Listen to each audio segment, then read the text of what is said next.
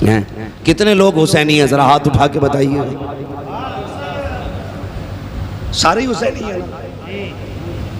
हुसैन का कलेजा जानते हो?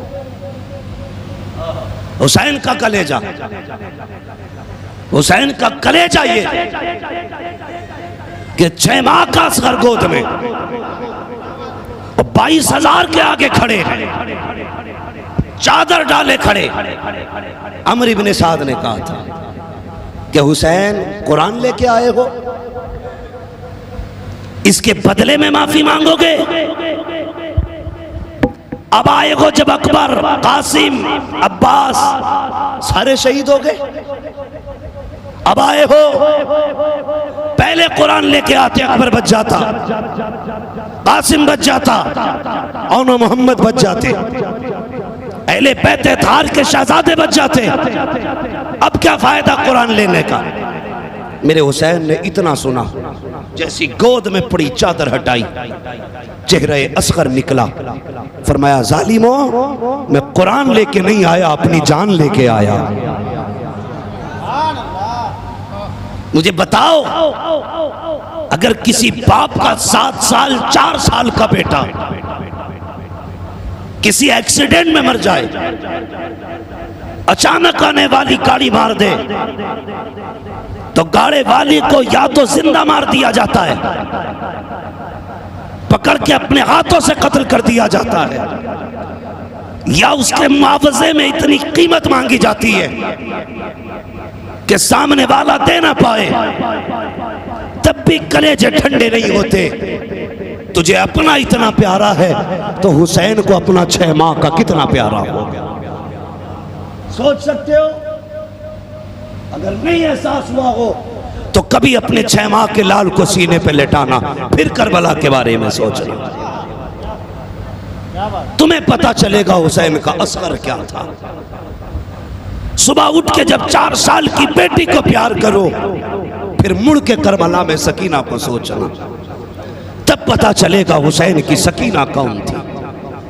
अभी तो इतनी देर महफिल में बैठे, जितनी देर में लड्डू जायज हो, जितनी देर में बिरयानी जायज हो, गए जिक्र सुना के बातें सुनिए। नहीं, दर्द सुन, कभी दर्द सुन। करबला खेल नहीं, करबला दर्द है, करबला एहसास है, करबला खून के आंसू है, करबला बहता लहू है, करबला वो किताब है जो न करबला से पहले लिखी गई, न करबला के बाद लिखी जा सकती। हाँ, करबला क्या है? कहा था हुसैन बेटा, हुसैन कुरान नहीं लाया, हुसैन अपनी जान लाया है। और फिर करीम इब्ने करीम के जुमले सुनो, सखी इब्ने सखी की बातें सुनो। क्या कहा था मेरे हुसैन ने? फरमाया देखो, तुम्हारा इख्तिलाफ मुझसे था, तुमने अकबर, कासिम, अब्बास, दोनों मोहम्मद, उमर, अबू बकर, ये उस्मान कत्ल कर डाले हमारे खानदान के शहजादे। कहते ठीक है, अपनी जगह है, लेकिन ये मेरा असगर है, इसे एक घूंट पानी पिला दो, मैं सारे जुल्मों को माफ कर दूंगा। ये जिगर किसका हो सकता था? सिर्फ आले रसूल का, और वो भी नबी के बेटों का, कि अपनी औलाद के कातिल को भी माफ करने तैयार है। हम अपने सगे भाई को माफ नहीं कर सकते। एक थप्पड़ के बदले में हमें सर चाहिए, एक डांट के बदले में हमें जेल चाहिए, एक तेवर के बदलने में हमें किसी की 10 साल की सजा चाहिए। हुसैन के घर वालों से पूछ, अल्लाह अकबर, क्या दिया बदले में? पानी नहीं, इतना जोर से तीर मारा गया। मुअर्रिखीन ने लिखा है जो तीर हजरत अली असगर को मारा गया था, ये वो तीर था जिससे हिरन का शिकार किया जाता था। ये आम तीर ना था, इतना जहरीला तीर था जिससे हिरन को गिराया जाता था। जब अली असगर के गले को पार किया, एक हिचकी ली और नन्ना सा बदन सर्द हो गया था। खुदा की कसम, ये शहादत को असगर देख रहे थे, लेकिन तारीख ने जब वक्त दोहराया, करबला की शहादत के बाद यही करबला का शहजादा जंगल में खेमे लगा के बैठा है, हुसैन की गर्दन पे खंजर चलाने वाला दौड़ता हुआ जब इन्हीं के खेमे में आया, आने के बाद कहा था परदेसी हूँ, प्यास लगी है, मुझे पानी चाहिए। दौड़ क्यों रहा था? इसलिए कि अल मुख्तार के सिपाही इसका पीछा कर रहे थे जान बचाने के लिए। ये हजरत इमाम ज़ैनुल आबिदीन के खेमे में आया, पानी मांगा, आपने एक प्याला दिया, उसने और मांगा, दूसरा प्याला दिया और मांगा, तीसरा प्याला दिया। एक रिवायत के मुताबिक 3 दिन तक आपके खेमे में मेहमान रहा। जब जाने लगा तो कहा लगता है आपने मुझे पहचाना नहीं है। कहा किस लिए? कहा अगर पहचान लेते तो मुझे पानी न पिलाते, खेमे में न रखते। आपकी चीख निकली, रो के कहा था, ओ जालिम, अपने बाप के कातिल को कोई नहीं भूल सकता है। मुझे पता है तू वो है जिसने मेरे बाप के गर्दन पे खंजर चलाया था। कहा फिर पानी क्यों पिलाया? कहा सुन, कल हम तुम्हारे मेहमान बने थे, तुमने हमें प्यासा शहीद किया था, आज तू हमारा मेहमान बना है, हम तुझे पानी पिला रहे हैं और ये बता रहे हैं सुनो ये और है और हुसैन के घर वाले और हुआ कर। नाराए तकबीर, नाराए रिसाला, उलमाए अहले सुन्नत, मसलके आला हजरत मुफ्ती अहमद रज़ा साहिब किबला, नाराए हैदरी, नाराए हैदरी, नाराए तकबीर। सुभान अल्लाह, सुभान अल्लाह, वाह वाह। माफ करने का हौसला रखो, माफ करने का। फरमाएगा वातसिमू बिहब्लिल्लाहि जमीआ, अल्लाह की रस्सी को इकट्ठे मजबूती से थाम लो। अल्लाह की रस्सी क्या है? मुख्तलिफ तफसीरें बयान की गई, बस एक मोटी सी बात सुन लो। अल्लाह की रस्सी से मुराद हुजूर का दामन है। और हजरत अब्दुल्लाह इब्न अब्बास फरमाते हैं अल्लाह की रस्सी से मुराद हुजूर की ज़ात है। ये अपनी अपनी मुख्तलिफ तफसीरें हैं, मगर मेरी गुजारिश आपसे है, खुदा के वास्ते एक दूसरे को माफ़ करो। गलतियां होती रहती हैं, एक बर्तन में, एक पल्ले में कई बर्तन हो तो खटकते रहते हैं। इसका मतलब ये नहीं है कि जो कमज़ोर बर्तन हो उसे तोड़ दिया जाए। जो पावर वाले, किसी ने हजरत अली को कहते सुना, हजरत अली ने कहा था लोगों भले ताकतवर से ना डरना, लेकिन कमजोर से हमेशा डरते रहना। कमजोर से, समझ रहे ना मेरी बात? कमजोर से बोलिए, कमजोर से हमेशा डरते रहना। किसी ने कहा या अली, ताकतवर से डरना समझ में आता है, लेकिन कमजोर से क्यों डरे? और ताकतवर से क्यों ना डरे? तो हजरत अली ने फरमाया था तुम नहीं जानते हो, ताकतवर अपनी ताकत से बदला लेता है, लेकिन जब किसी कमजोर पे जुल्म होता है ना, तो वो याद रखना उसकी आह सीधी जाब के रब के आसमान इजाबत से टकराती है। ताकतवर अपनी ताकत से बदला लेता है, कमजोर का रब बदला लेता है। ताकतवर से तो लड़ सकते हो, लेकिन खुदा से नहीं लड़ सकते। और ये कौम में अंदर इतनी दकियानुसी आ चुकी है कि आज कमजोर को जीने का हक ही नहीं। हाँ देखो, जाओ जंगल में जाके देखना, जो गरीब होगा उसकी मेड़ सीधी नहीं मिलेगी, उसका खेत चौकोर नहीं मिलेगा। कोई इधर से दबा गया, किसी ने उधर से दबा लिया। गरीब मुखिया के पास गया, प्रधान जी आज मैंड तोड़ दी। किसने? काउस ने। प्रधान भी गोड़ा भाग कर रहा। अच्छा, इसके तो 200 वोट हैं, इसके साथ कितने के? 5। चल बे, तू नहीं गलत बांधी, हो गया फैसला। ये तेरे यहां चलेगा, रब के यहां ये नहीं चलेगा। फरमाया गया कयामत में अगर तुमने किसी कमजोर चिड़िया पर भी जुल्म किया ना, तो कयामत के दिन उस चिड़िया की आवाज इतनी तेज कर दी जाएगी कि अहले महशर उसकी चीख से अपनी कानों में उंगलियां डालेंगे।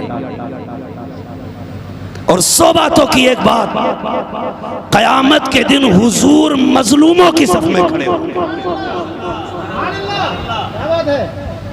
सारे जालिम एक तरफ, सारे मजलूम एक तरफ, और हुजूर कहते हैं मैं उधर हूँगा जिधर मजलूम होंगे, और रब का फैसला उधर ही जाएगा जिधर हुजूर होंगे।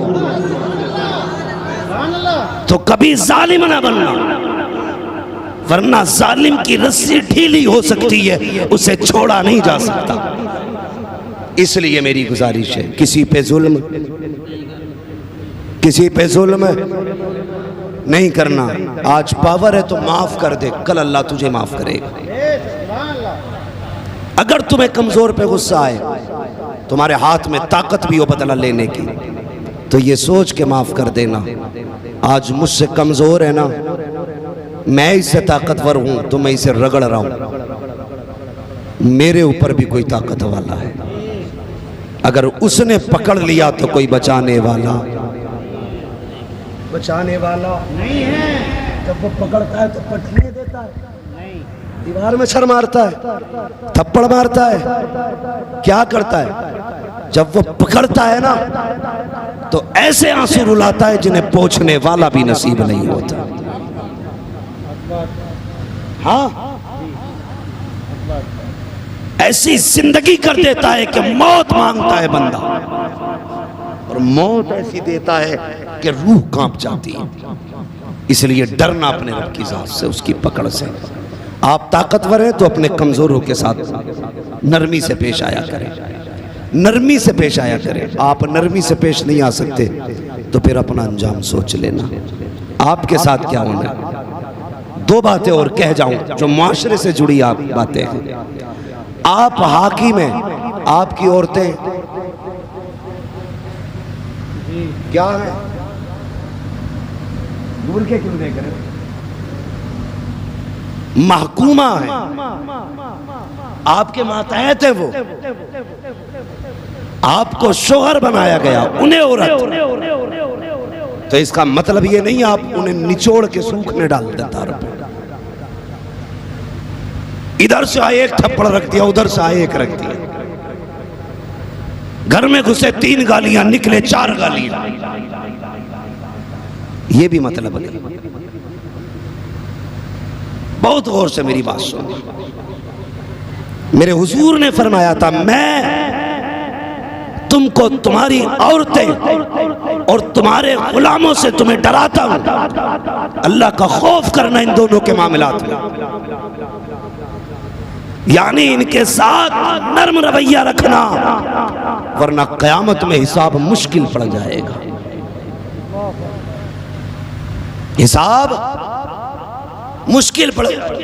हम तो ये सोचते हैं, हमने कहती ना कबूल कबूल कबूल, तो फिर लठ भी कबूल, जूता भी कबूल, जैसा चाहे वैसा रखें। औरतों को इज्जत दिया करो। मुआशरा तुम्हारी इन हरकतों से सबसे ज्यादा मुतनफ्फिर हो रहा है। सोशल मीडिया के अंदर जो हमारी सबसे ज्यादा बातें उछाली जा रही हैं, वो हमारा रवैया हमारी बीवियों के साथ कैसा है, ये उछाला जाता है। का मुसलमान औरतों पे जुल्म करते हैं, मुसलमान औरतों को सब ये सिखाया बताया जाता है। खुदा की कसम, मुस्तफा का किरदार उन्हें दिखाओ और उनके सामने पेश करो और दुनिया को बताओ, खुदा की कसम, औरत को जितनी इज्जत इस्लाम दे सकता है उतनी इज्जत कोई भी मजहब नहीं दे सकता। ये कौन सिखाएगा? ये तुम और मैं। फकीरा भी इस्लाम में है, गुड्डू पप्पन अच्छन भी इस्लाम में है, खाली मौलवी इस्लाम में नहीं है। हाँ, मौलवी इस्लाम में नहीं, तुम भी इस्लाम में हो। तुम अगर रोड पे बीवी पे थप्पड़ बजाओगे, लोग कहेंगे मुसलमान ने मारा। गाली दे के घर से निकालोगे नंगे सर, ये नहीं देखा जाएगा कितना बड़ा मुसलमान है। एक एक बंदे के किरदार से इस्लाम झलकना चाहिए। तुम्हारे लहजे नर्म होने चाहिए। बीवी के साथ तुम्हारा उठना बैठना निहायत नफीस उम्दा होना चाहिए, ताकि दुनिया कह सके कि जिस शान से मुसलमानों में बेटियां रहती हैं किसी कौम में नहीं रहती। समझ रहे हैं मैं क्या कहना चाह रहा हूं? उसका तो खून खोल लिया होगा, मगर ये खून अंदर ही रखना, बाहर निकला अल्लाह खाल उधेड़ देगा। इसलिए कि अज़वाज से मेरे हुज़ूर ने क्या कहा, तुम में सबसे बेहतर वो है जो अपने घर वालों के लिए बेहतर है, और मैं तुम में सबसे ज़्यादा अपने घर वालों के लिए बेहतर हूँ। तो अपने घर वालों के साथ नर्म रवैया रखें, मोहब्बतों से पेश आया करें, गाली गलौज बंद करें, हाथापाई ख़त्म करें। जो मामलात गुफ्तगू से सुलझाए जा सकते हैं उन्हें गुफ्तगू से सुलझाया जाए, गाली न दी जाए, मार तोड़ न की जाए। बस याद रखिएगा, जब हुजूर का किरदार अपना लोगे तो घर जन्नत बनेंगे। क्या बनेंगे? क्या बनेंगे? हमारी कौम का नौजवान शादी से पहले ये जानता है ब्लीचिंग कहाँ होनी है, शेविंग कहाँ होगी, कटिंग अच्छी कहाँ होती है? ये सबको पता है। बेटियां भी जानती हैं ब्यूटी पार्लर कहाँ है, लेकिन ये कोई नहीं जानता कि निकाह के साथ बाद बीवी के साथ जिंदगी कैसे गुजारनी है। कई बार तो इसी मसले को लेकर तलाक़ें हो गई कि निकाह वाली रात में बीवी का चेहरा और था, 2 दिन बाद और था। पता चला वो जो हुस्न था ना, वो सारा ब्यूटी पार्लर का कमाल था। भाई धोखा मत देना किसी को। आपकी बेटी काली है तो काली दिखाओ, हाँ सांवली है तो सांवली दिखाओ। कई बार तो ऐसा हो गया दिखाई और गई, भेज दी कोई और। और नौजवानों, तुमसे भी ये बात कह के बात खत्म कर लूं, सोशल मीडिया के धोखे में मत आना, वरना कैमरे इतने अजीब चल रहे हैं कि काली कलोट भी पूरी हूर नजर आती है और तुम मुंह के बल गिर जाते हो। जब सिर पड़ जाती है तो फिर जाके मर जाते हो। नतीजा क्या निकला? कुछ नहीं। फैसला सोशल मीडिया पे नहीं, नेट पे नहीं, फैसला अपने माँ बाप पे छोड़ दो। और ये ऐलान करो, जो माँ बाप कहेंगे वही ये वो क्यों बोल रहे हैं जो कर चुके शादी, वो भी बोले जिनकी नहीं हुई है, वही करेंगे जो शादी हो गई तुम्हारी तो चुप क्यों है भाई? सारे बोले वही करेंगे जो। गौर से देखो कौन नहीं बोल रहा, दाल में काला है, मस्जिद में बैठा है। वही करेंगे जो माँ बाप कहेंगे, फिर उसकी बरकतें अल्लाह आपको अता करेगा। नस्लें भी अच्छी होंगी, घर भी अच्छे होंगे। माँ बाप से भी गुजारिश है, तुम भी जरा हाथ जोड़ के देखभाल के रिश्ता करना। जहाँ चाय ज्यादा मीठी हो वहां के बंद करके हाँ मत कर देना। कम से कम जोड़ मिला के रिश्ते करें, जोड़ मिला के। हाँ, इसलिए देखभाल के रिश्ते करें, नस्लों को अच्छा करें, मुआशरे को बेहतर करें, अपनी सोसाइटी को अच्छा करें। जितनी सोसाइटी अच्छी होगी उतना आने वाला कल अच्छा होगा। आखिरी बात कह जाऊं, तफसील में कभी फिर गुफ्तगू करूंगा। आखिरी बात यह है कि जहेज की डिमांड बंद करें, निकाह आसान करें। कभी फिर इस पे होगी गुफ्तगू। निकाह वैसे 10-5 लाख लेना ये तो आसान ही है ना, और हमारे तुर्कान का तो दिमाग ही खराब है। कई लोगों ने मुझसे कहा कि आप बड़ा कड़वा बोल गए। मैंने कहा क्या हुआ? बोले एक तकरीर में आप कह रहे थे जिनकी रोडों पे आ गई हैं उनके तो पैर ही जमीन पे नहीं है। तो मैंने कहा क्या गलत कहा? मैंने जिनके पास 2 ही बीघी थी ना, चप्पल बेच के गुजारे कर रहे थे, जब से 4 लेन निकला है ना, आज वो गरीब का खून चूसने पे लगे। क्या गलत कह दिया? याद रख, इज्जतें देने वाला भी अल्लाह है, जिल्लतें देने वाला, जोर से, इज्जतें देने वाला और जिल्लतें देने वाला, दौलत देने वाला, गरीबी देने वाला। तो तू क्यों अकड़ रहा है भाई? तेरे बाप का क्या है, एक झटका देगा ना, रोड पे आके कहेगा अल्लाह के नाम पे दे दे, एक झटके में। हाँ, हमने कितनों को बेहतर से फटीचर बनते देख लिया, जिनके घर में नौकर काम करते थे हमने उन्हें नौकरी करते देख लिया इतनी सी उम्र में। क्यों? उन्होंने रब की नाशुक्रिया की, उसकी दी दौलत की बेकदरी की। कितने लोग अल्लाह के करम से ठीक ठाक खा रहे, हाथ उठा के बताएं। हाँ माशाल्लाह, सभी खा रहे हैं। जिन्होंने हाथ नहीं उठाया उम्मीद करता हूं वो भी ठीक ठाक खाते, लेकिन वो इतना ठीक ठाक खा रहे हैं कि ज्यादा खाने की वजह से हाथ ही नहीं उठा सके। उनकी अपनी मर्जी है। लेकिन एक बात बताऊं, मेरी बात सुनो, वजह है ना, एक बंदे की खुराक कितनी है? जल्दी बोलें। जब हम आमतौर पे खानों में, दावतों में हिसाब जोड़ते हैं तो एक आदमी का 300 ग्राम, यही जुड़ता है आमतौर की दावत, 300 ग्राम। कितना? बोलो यार, सारे बोलो। मजबूरी में बैठा रखा है किसी ने क्या कुछ लोगों, जबरदस्ती तकरीर करने का आदी नहीं हूं। सलाम पढ़ लो, इसलिए कि मैं चटकुले नहीं सुना रहा हूं, मेरा पसीना निकल रहा है, ये खूने जिगर है। इतने अच्छे माइक पे इतनी गर्मी में बात कर रहा हूं। कितना? 300 ग्राम। 10 लोग हो, 3000 ग्राम, मतलब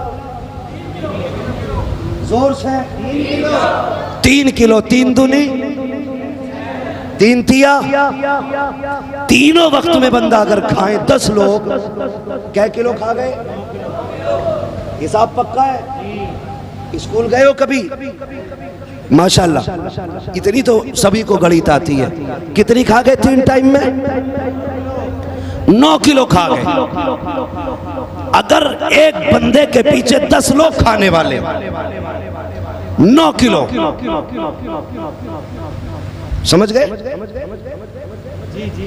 अब एक बंदा सुबह से शाम तक कमाए तो पैसे इतने कमा लेता है जिसने मिल जाए 90 किलो। कितना मिल गया? खाया कितना गया? 9 किलो। रज़ाक कौन है? सारे बोले जल्दी से, सुस्ती से नहीं यार, जल्दी से। रज़ाक कौन? कितने ऐसे लोग होंगे जिन्होंने हफ्ते भर से अल्लाह नहीं कहा होगा। इस महफिल में कम से कम सारे कहते हैं रज़ाक कौन? और जोर से कौन? रज़ाक अल्लाह है। 10 लोगों का खर्च 9 किलो, उसने दिया 90 किलो। मालिक क्यों दिया? वो कहता सुन, कभी लेके आजमाते हैं, कभी दे के आजमाते हैं, कभी सब कुछ ले लेते हैं, देखे क्या करेगा, कभी जरूरत से ज्यादा देते हैं, अब देखे क्या करेगा। मालिक तू बता हमें क्या करना चाहिए। वो ये कहता है जब कुछ ना दूं तो सब्र कर, जब बहुत दे दूं तो शुक्र कर।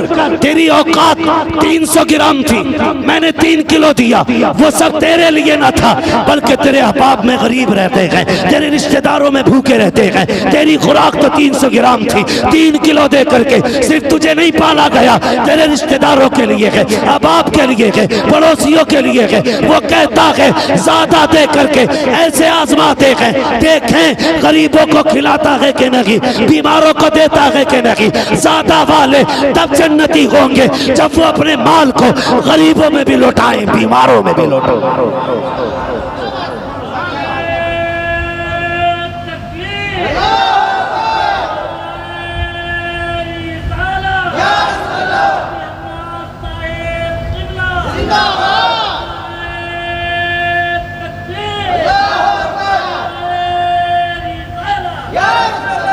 ज्यादा दे तो शुक्र करना।